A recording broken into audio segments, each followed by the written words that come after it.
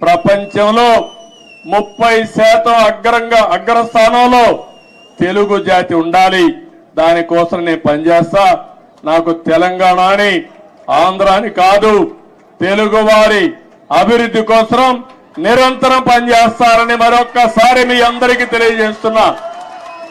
నాకు ఈ జాతి అన్ని ఇచ్చింది. ఏ నాయకుడికి ఇవ్వని గౌరవం నాకు ఇచ్చింది.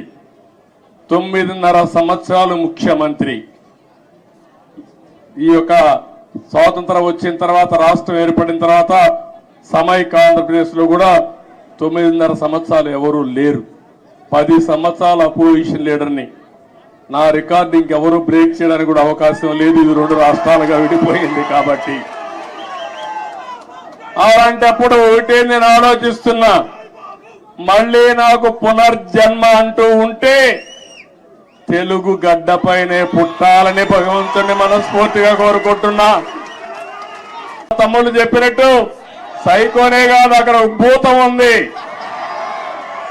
నేను ఎవరిని రమ్మని అడిగితే వాళ్ళు అంటున్నారు, మీరు బాగానే ఉంది, మీ మీద మాకు నమ్మకం ఉంది, మీకు ట్రాక్ రికార్డు ఉంది, కానీ మీ రాష్ట్రంలో ఒక భూతం ఉంది. ఒకవేళ వస్తే మళ్ళీ మీ ప్రజలు ఎప్పుడైనా ఆలోచిస్తే మళ్ళా భూతం ముందుకు వస్తే మేమేమవుతామని అడిగే పరిస్థితికి వస్తున్నారు.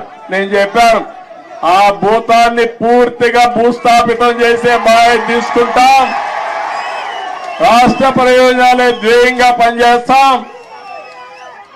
ఆ రాష్ట్రంలో మీరు చూస్తే రాజకీయాల్లో అర్హత లేని వ్యక్తులు రాజకీయాల్లోకి వస్తే ఏం జరుగుతుందో దానికి నిదర్శనం మొన్న 5 సంవత్సరాలు.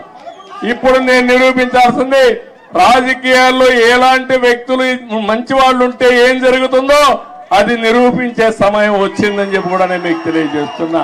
అందుకే నేను నిన్న కూడా నేను ముఖ్యమంత్రి అవుతానే నేనే లెటర్ రాశాను రేవంత్ రెడ్డి గారికి, గౌరవ ముఖ్యమంత్రి గారికి. 2 రాష్ట్రాల మధ్య కొన్ని సమస్యలు ఉన్నాయి, ఈ సమస్యల్ని పరిష్కారం చేద్దాం, నేను వచ్చి మిమ్మల్ని కలుస్తానని నేనే చొరవ తీసుకున్నాను. దానికి తెలంగాణ ముఖ్యమంత్రి సానుకూలంగా స్పందించారు. అందుకు ఈ సభ ద్వారా కూడా మనస్ఫూర్తిగా ధన్యవాదాలు తెలియజేస్తున్నాను. తెలుగు జాతి ఒకటి, అన్నదమ్ములు విడిపోతాం. విడిపోతే చిన్న చిన్న సమస్యలు వస్తాయి, భావోద్వేగాలు ఉంటాయి, కానీ అది శాశ్వతంగా ఉండకూడదు. ఎప్పుడైనా అన్నదమ్ములు విడిపోయినా బయట వాళ్ళు మన మీదకి వస్తే మన ఇద్దరం ఒకటేనని చెప్పి నిరూపిస్తామనా కాదా అని మిమ్మల్ని అడుగుతున్నా. ఆ ఐకమత్యం ఇక్కడ ఉండాల్సిన అవసరం ఉంది. మన జాతి ఒకటి, తెలుగు జాతి. మనం మాట్లాడే భాష ఒకటి, తెలుగు భాష. భాషను కాపాడుకోవాలి, జాతి ప్రయోజనాలు పరిరక్షించుకోవాలి. 2 రాష్ట్రాలు కూడా బాగుపడాలి, ముందుకెళ్ళాలి. అదే తెలుగుదేశం పార్టీ ధ్యేయం కూడా. అవునా కాదా మీరే ఆలోచించుకోవాల్సిన అవసరం ఉంది. ఇంకొక పక్కన మీరు ఒకసారి చూస్తే 2 రాష్ట్రాలు విడిపోయిన తర్వాత, అన్నాదమ్ములు విడిపోయిన తర్వాత ఎవరి కుంపటి వాళ్ళదే. కష్టపడితే సుఖపడతారు, ఎక్కువ సంపాదించుకుంటే ఆనందంగా ఉంటారు.